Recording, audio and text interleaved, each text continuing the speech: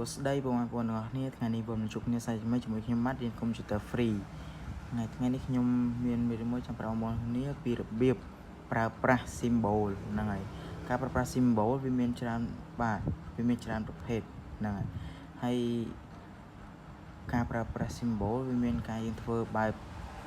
ឯកសារលំហាត់គណិតក៏មានអីចឹងតែពេលច្រើនគេប្រើរបៀបជា style នៅក្រោមការសរសេរបែបបរិជាចក្រកម្ពុជាជាសាសនាព្រះមហាក្សត្រចឹងយើងដាក់ symbol នៅក្នុងហ្នឹងទៅមើលទៅវាតាក់ទាញបែបស្អាតបែបយ៉ាងដែរហើយពីច្រើនបងប្អូនអាចដែលឃើញกระดาษដែលគេសរសេរបកសួងអញ្ចឹងគេសរសេរព្រះរាជាចក្រកម្ពុជាហើយជាសាសនាព្រះមហាក្សត្រហ្នឹងបងប្អូនអាចឃើញ style នៅពីក្រោមហ្នឹងដូចគេហ្នឹងគឺការប្រើប្រាស់ symbol ហ្នឹងហើយកុំឲ្យខាតពេលយូរយើងចូលទៅទាំងអស់គ្នាហើយបើយើងចង់ដាក់ symbol នៅក្រោមហ្នឹងបានគឺយើងចូលទៅកាន់ពាក្យថា insert ហើយមកមើលនៅកន្លែងនេះគឺយើងឃើញពាក្យថា symbol ហ្នឹងចុចនៅលើហ្នឹងមកបើយើងចង់បាន style របស់វាច្រើនពីហ្នឹងទៀតគឺយើងអាចចុច more symbol មកណាបងប្អូនគ្នារបស់ខ្ញុំវាមានប៉ុណ្នេះអានេះវាមិនមែនជាការបែប style យើងដាក់នៅសរសេរយ៉ាងទេវាមានច្រើនហ្នឹងហើយខ្ញុំប្រាប់បងប្អូនគ្នាអញ្ចឹងយើងអាចមើលពាក្យថា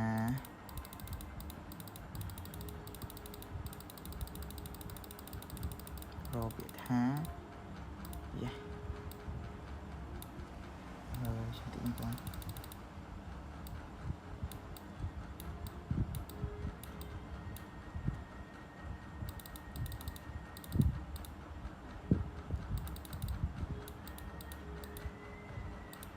ហើយវាថា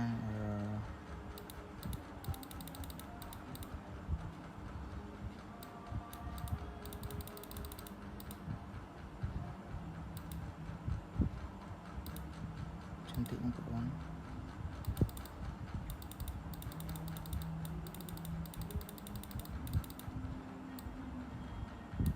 ចំមាត់ពីអញ្ចឹងហើយណា window ហ្នឹងហើយណានេះបងប្អូនឃើញពាក្យថា window ហ្នឹងគឺ winding ហ្នឹងគឺយើងអាចប្រើប្រាស់ style នៅក្រោមនឹងបានហ្នឹងហើយនេះវាមាន style ច្រើនបែបច្រើនយ៉ាងអញ្ចឹងទៅមកក្រោមមកវាមានទៀតនេះ style ច្រើនវាមានផ្សេងពីហ្នឹងទៀតតែខ្ញុំពីច្រើនខ្ញុំប្រើតែ like winding ហ្នឹងទេវាមើលទៅស្អាតដែរពីច្រើនខ្ញុំប្រើតែនេះទេហ្នឹងហើយឥឡូវខ្ញុំចង់ដាក់ like នេះមួយហ្នឹងដាក់នេះមួយមកចុចលើហ្នឹងចុចពាក្យថា insert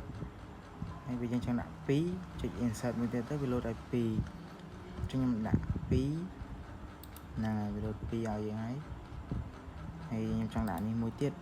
មកយ៉ាងទេបងប្អូនអាចរើស style ណានៅកណ្ដាលហ្នឹងមួយរហូតខ្ញុំរើសនេះមួយចុះហើយចុច insert មកវាលោតនៅខាងណាហើយឥឡូវខ្ញុំចង់ប្រើនេះមួយទៀតចុច insert មកចង់ប្រើវា2ចុច insert 2ដងមកខ្ញុំចុចខ្វែងមកយើងចុចមកហើយនេះវាលោតឲ្យយើងឡើងនេះអូខេបងប្អូនវាមើលទៅគឺស្អាតបែបយ៉ាងដែរហើយមកយើងព្រីនឲ្យមើលវាមកទៅវាស្អាតបែបយ៉ាងដែរបងប្អូននេះហ្នឹងហើយខ្ញុំវីដេអូនេះមានតែប៉ុណ្្នឹងទេអរគុណសម្រាប់ការទស្សនា